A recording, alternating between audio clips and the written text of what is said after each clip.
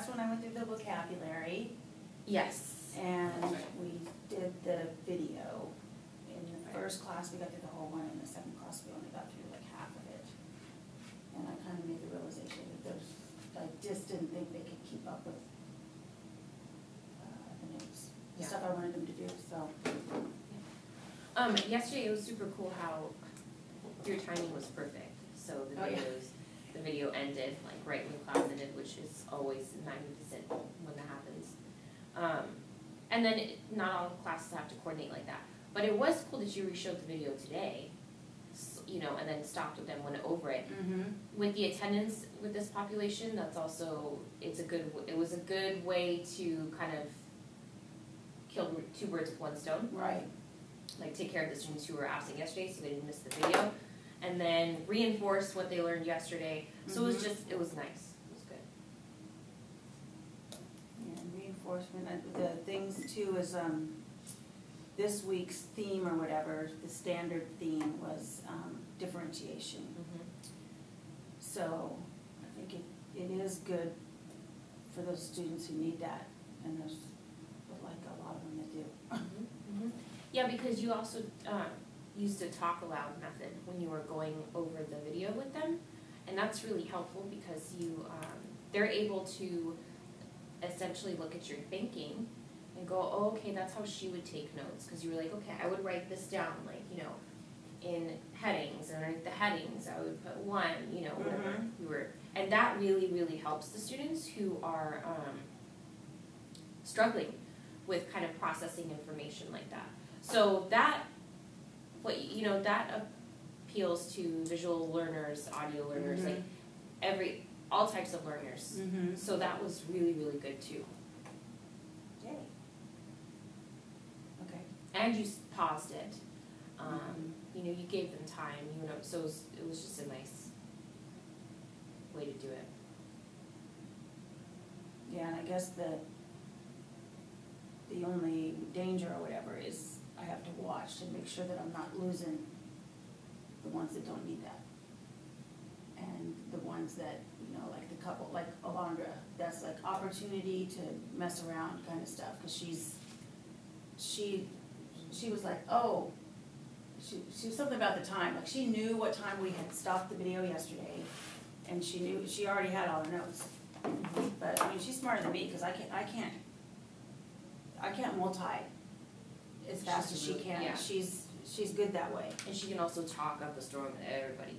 So what I've done in the past that's been helpful is when you pair a really, really, really high achieving student like that with kind of a lower achieving student, and pull Alondra on the side and say, hey girl, like, you got your stuff together, like, we need your help. So can you please, would you mind sitting next to this student and kind of guiding him or her through note taking or whatever, since you're on top of your game.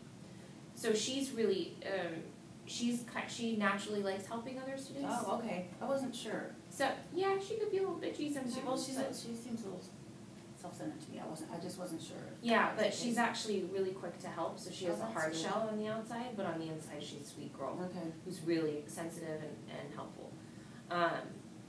So that would be a kind of a good way to handle, again, two birds with one stone.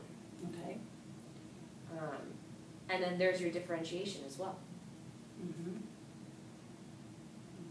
In just another way. Well, and the kids who were not here yesterday, they're like, well, how can I make this up? And I'm like, well, if it was me, because the vocab, like, I'm not going to go through that again, obviously. So I'm like, if you can get somebody to share it with you, you want to turn it in tomorrow, that's fine with me. So that worked. Yeah, I mean, I do that too, especially when I'm really just chunking a project and I have those smaller assignments like that, and if someone's absent and something like note-taking or like that, like a smaller component of something, I'm like, you know what, you need to check with another student to see what you missed and copy notes or whatever information they got yesterday. It just depends on how important you think that component is. Okay.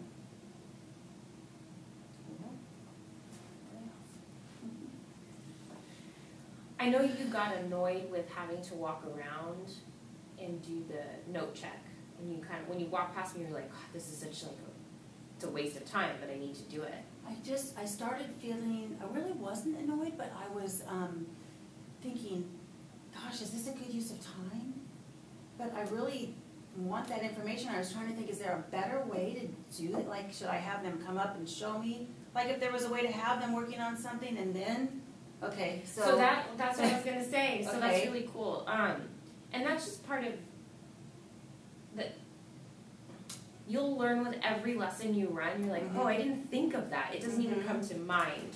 You know, when you're planning out a lesson, you go, okay, so for 5 minutes, I need to check notes.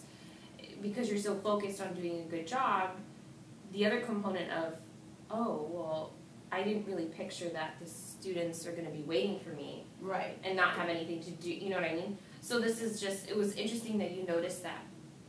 So yeah, so next time all you got to do is, you know, give them some independent work during that time so that they're, you know, or have them write down questions that they have about that lesson that you're running on, you know, pieces of paper. Collect those papers as exit tickets at the end of the class for participation points during that day. You know, there's a lot of little things that you could do that don't necessarily equal a whole huge big assignment. Right. That's another thing. But it buys you 5 minutes to do that, and then you're Right. still being productive. Right. Or turn to your partner next to you and because most people have gotten food sickness. Ask about the last time they got you know, sick from food, and then be ready to pair share out in 5 minutes. That'll give you enough time to go around and check and you know. That's good.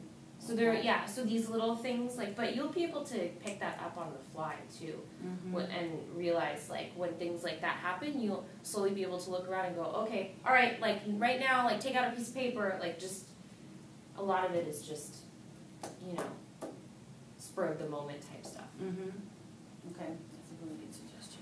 I like that. But it happens. Okay.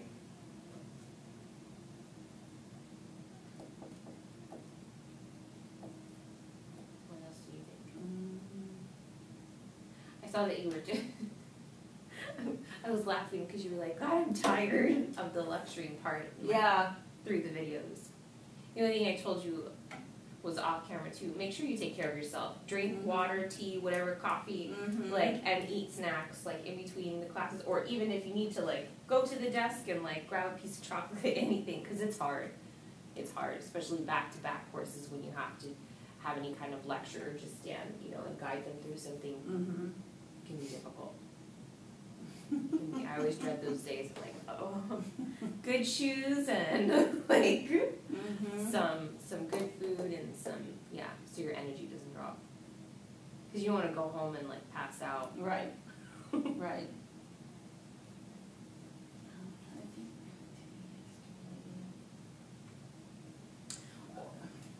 Sorry, I was just going to add something else too. If you find yourself also too tired to do something like that, because that was pretty intense today, you can also, you know, on the fly, especially if you're like losing energy and you're like, you know, because a lot of times when you lecture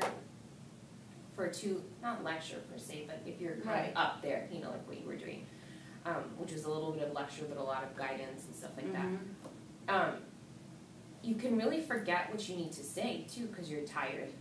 So that's happened to me plenty of times before, and I'm like, all right, there's no feasible way that I can successfully complete this. So I need to change, I need to switch gears right now. So you can also on the fly give them and you a break. Because if you're tired, you probably can bet that they're not really engaged anymore, right? Because they run out of patience far faster than we do. Right. And so you can always just switch activities and be like, all right, pull out a piece of paper. And now write me a 1-paragraph summary on what you just learned, or connect this information with prior knowledge from last week. How does this connect to our last nutrition lesson? You know, you can always do something like that to switch it up for you to give you a break, to switch it up for them to keep their engagement, and you know, so that's always an option too. Yeah. You don't have to go, like, you can write a beautiful lesson, but doesn't mean that you have to go by it because most of the time it doesn't happen. Right. Yeah, I was noticing, like both from the video and the PowerPoint, because I was like, oh, eventually we should test on this. And I don't have anything prepared for that, but then I was like, oh, that's a really good test. So I was making notes on my lesson plan of good test questions. Yeah.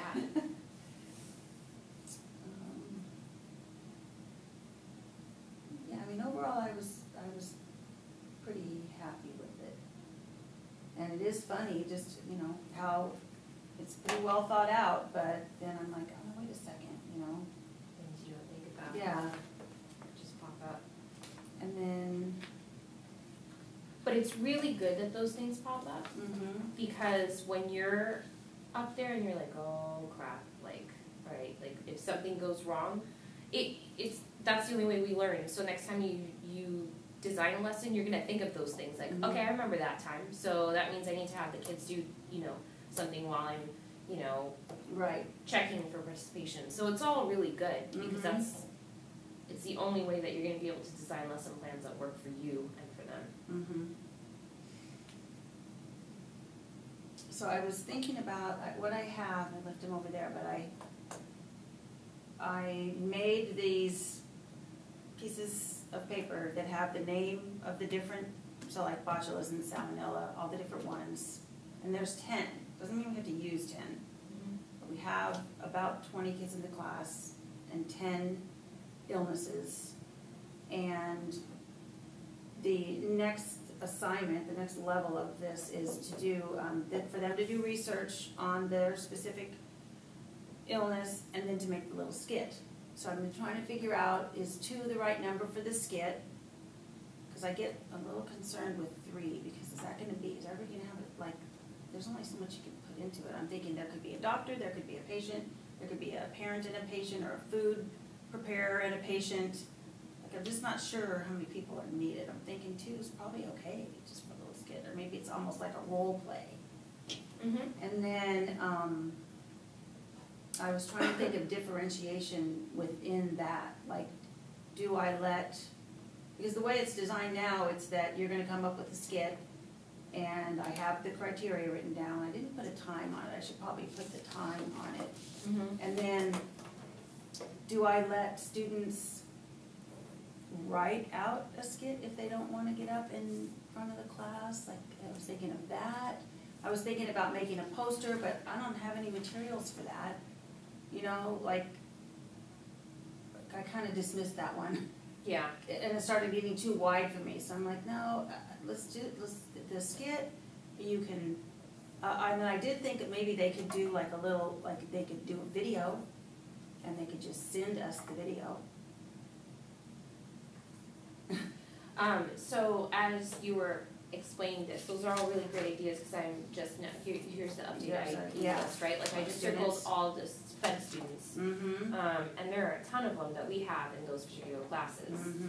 I know a lot of them have severe anxiety issues. Nico Roman, who you saw sitting outside, he can't even be in a classroom. Okay. So I think that's a beautiful idea that you just came up with. Like, okay, let's give them some,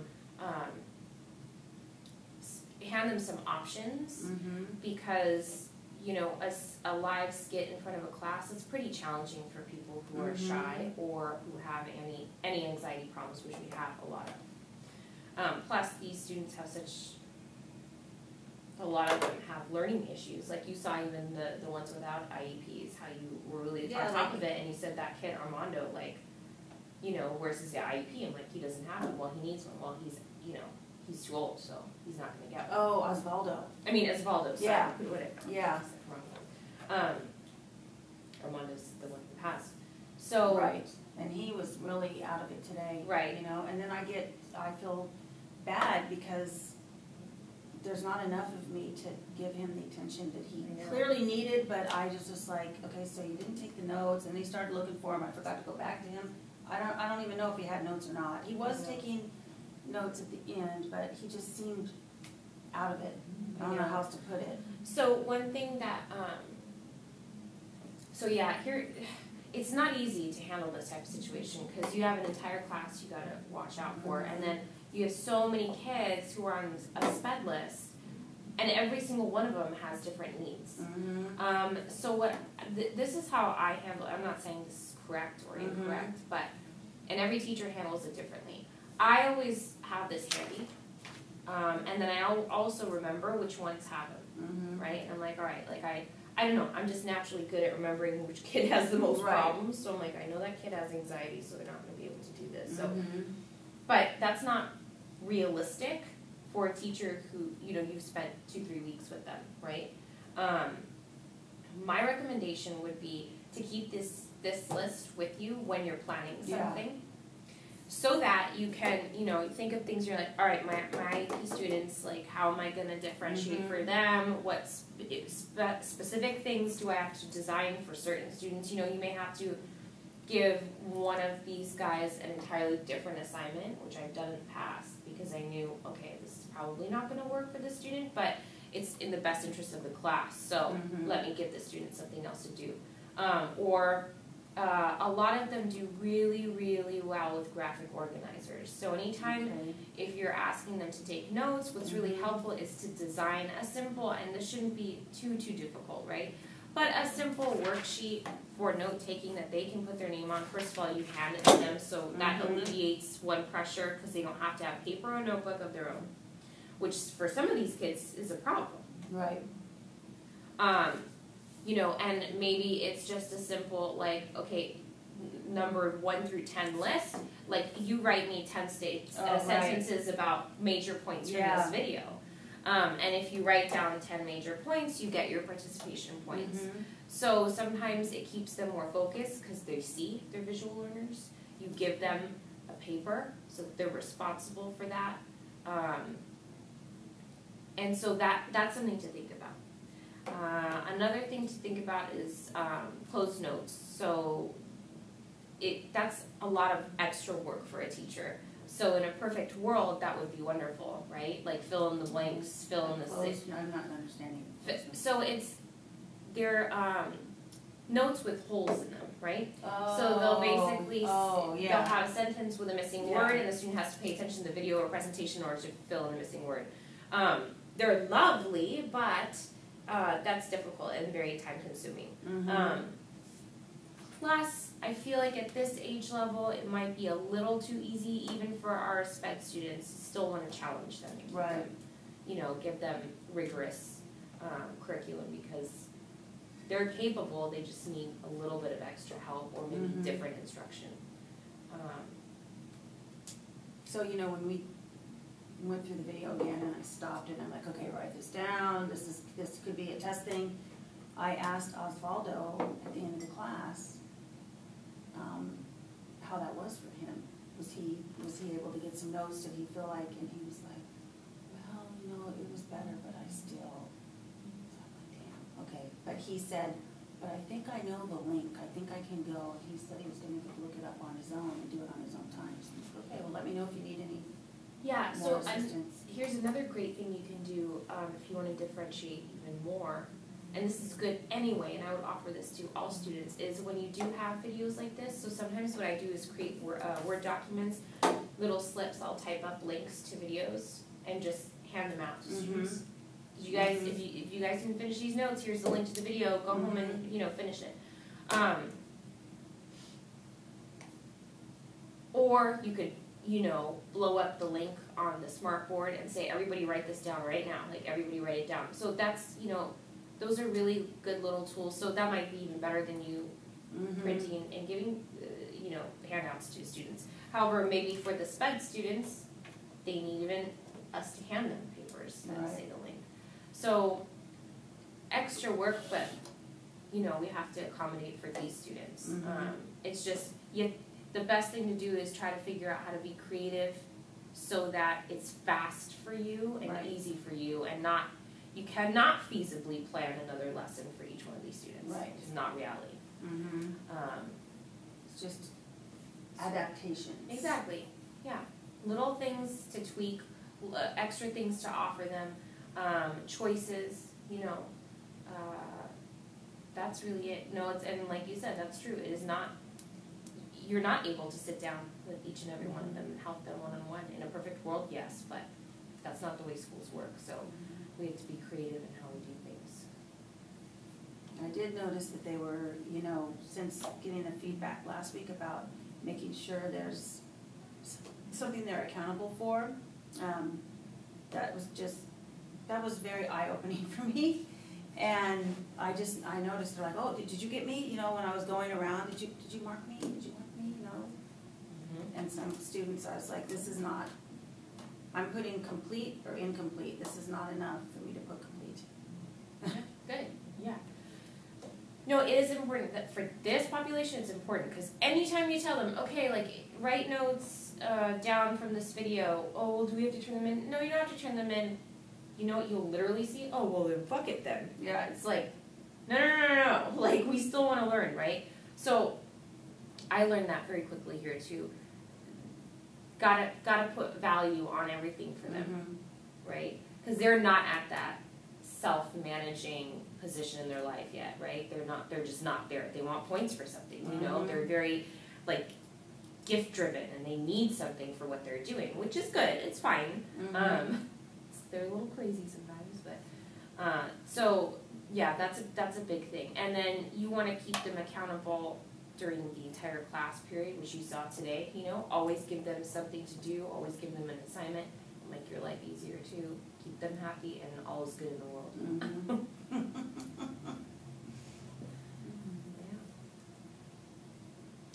Okay. So what about here's what I was thinking with the video, is that because there's two of us, one of us could go to the media room, whatever that room, community room or whatever, we have to make sure it's available. It seems like it pretty much always is, but I shouldn't assume that. But they could go, we could take some kids in there, so they could spread out in there and we could just be in there and they could make their little video. Oh, for their project, project. I think that's an excellent idea.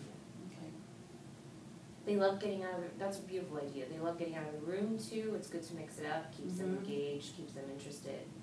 Like even going outside, remember we have that plan. Yeah, so I think that's wonderful. They would love that. We have clipboards, whatever. Right. Alright, so Chromebooks, I don't know if they're gonna work in that room though. That's the only thing. Oh, yeah, that's what we if they need encountered. Chromebooks. Well, they don't. They have their phones.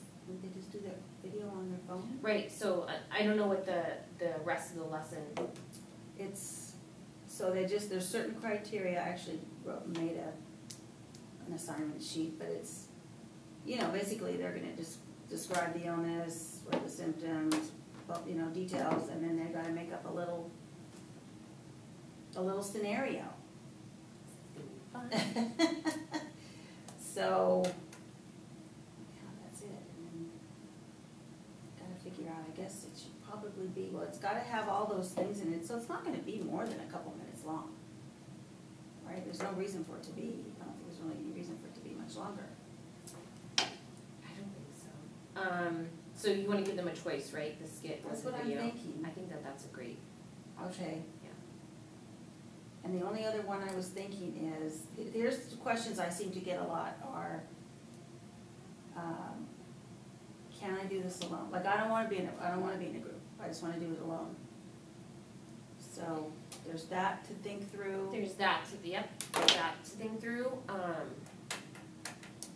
In the past, I've played it like case by case basis, especially because of the list. Right. So I'm like, all right, if I'm dealing with a student with high anxiety, then of course, yeah, you could do it alone because you know they may have some social issues going on or mental issues.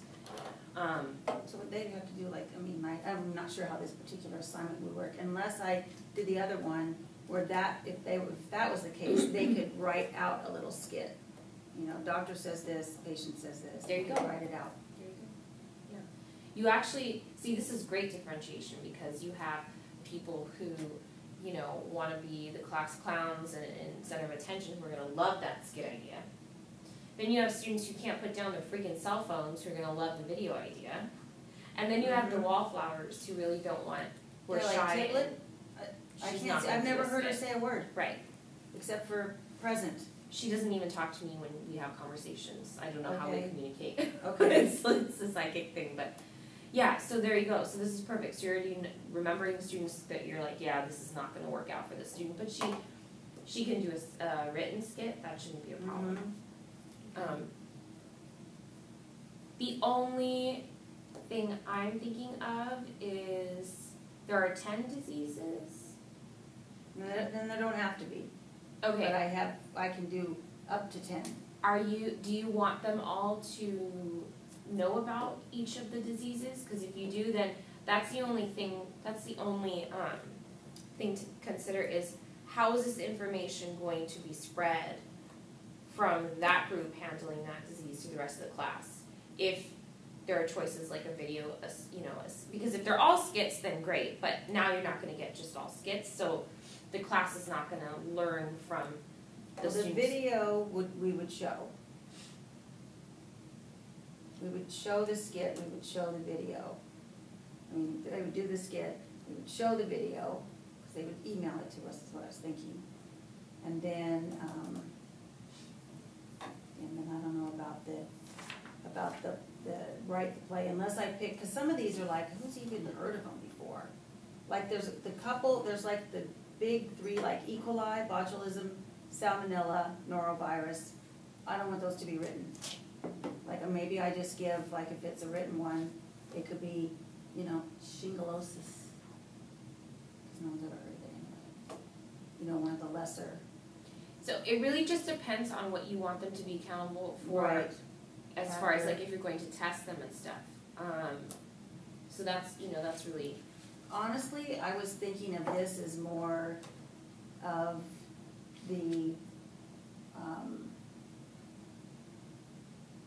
taking what we've learned and just mixing it up and presenting it in a creative way. Okay. As more of a personal, an assessment for them, but not so much for a learning opportunity for the other students. What I was thinking. Okay. So, and that's fine too. So then what I would recommend with that is then to give them some sort of information handout that kind of highlights a little bit, and that's easy to do, you can find them online.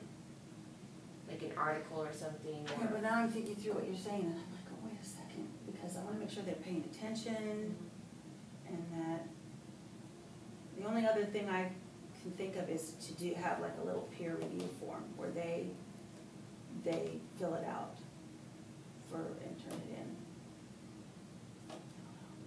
For who though? For their own group member? So like if got a student up here presenting about salmonella and I'm doing something different, I'm writing a peer review of their presentation so that I'm engaged, and then that becomes part of my grade, is turning in a peer review on somebody else. I'm totally thinking out loud. I'm not even sure if this is effective. So, well, okay, then you don't have to decide all of this right now, too. You just have to figure out what is the objective and what do you want them to be accountable for. Mm-hmm. So, if you want them to know a little bit about all of these things, then now it's just a matter of having the tying the loose ends together and figuring out a creative way to make this kind of coincide and happen. Mm-hmm. And there are lots of different ways, right? So you can have students do their projects. You can have them pair share, group share, report to other groups. That's a form of differentiation too. You could have, you could set up like rotating tables. So, all right, salmonella group, now, you go to the next table and you report to whatever. Like, there are lots of creative ways you can get them to share information. Mm-hmm. You could do some written assignments, too, along with that. You could do that project, grade on the project individually as an assignment. Mm-hmm. And then for your peer review, I don't see that as a bad idea at all. I think that that's great because it does promote engagement, students need to pay attention, they're accountable for that peer review, that's part of participation points then, right? So you have that. And then maybe we say, tell us maybe at the bottom, I don't know, tell us one thing you learned about salmonella that you didn't know before. Mm-hmm. Exactly.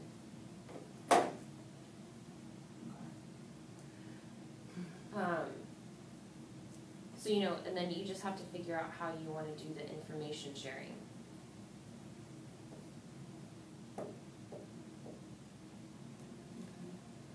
Yeah, I was thinking all along that they would just do their little skit for the class. And then we screwed everything up.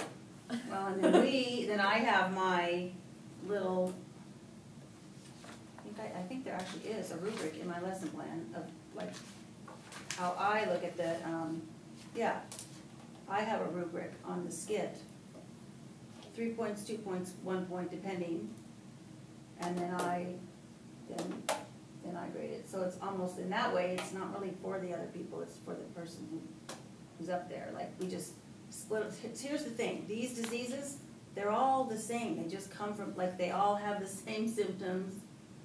Like, they're very similar, right?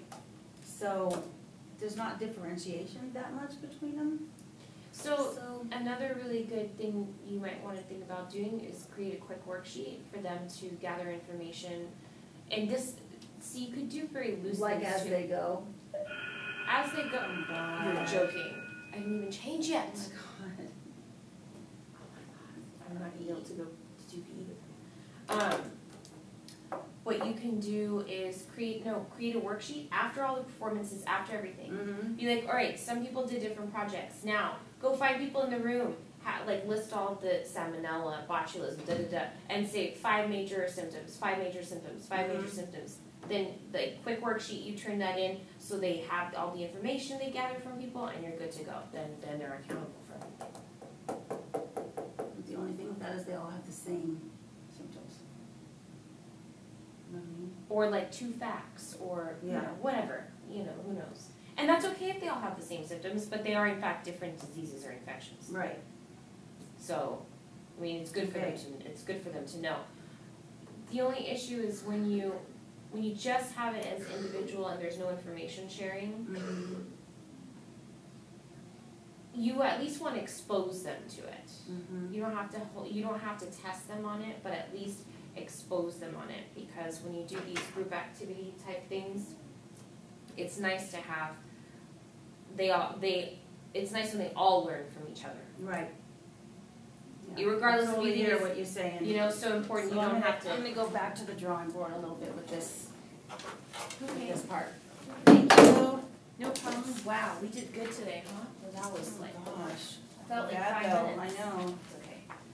I feel like still going. I thought it might run out of battery. I can be lazy today. They'll be pissed at me. So it's okay. It's my fault. Just throw me under the bus. No.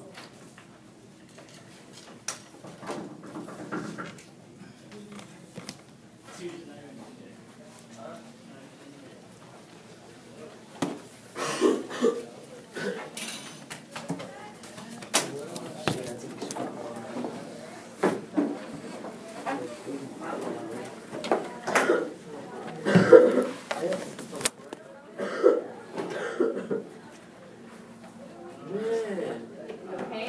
Can't take it out. Just be almost ready. Go get a drink.